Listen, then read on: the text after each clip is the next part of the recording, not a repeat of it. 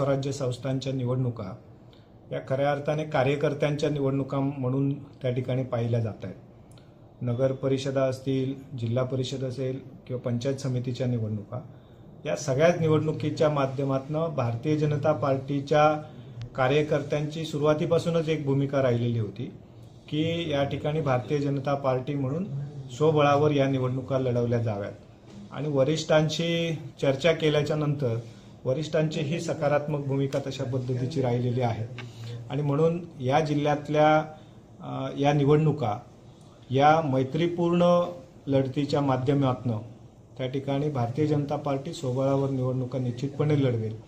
आणि येणाऱ्या जिल्हा परिषदेच्या निवडणुकीमध्ये जिल्हा परिषदेचा अध्यक्ष हा भारतीय जनता पार्टीचाच बसलेला आपल्याला निश्चितपणे पाहायला मिळेल याची आम्हाला खात्री आहे। कारण या जिल्ह्यामध्ये भारतीय जनता पार्टीचा एक पक्षाचं स्वतःचं असं एक संघटन आहे आणि या संघटनेच्या माध्यमातून प्रत्येक बूथवर एक बूथ रचना, त्या प्रत्येक बूथवर असणाऱ्या आमचे कार्यकर्त्यांची फळी, या सगळ्याच्या माध्यमातून यापूर्वी अनेक निवडणुकांमध्ये सुद्धा चांगले रिझल्ट भारतीय जनता पार्टीच्या माध्यमातून आपल्याला पाहायला मिळाले आणि म्हणून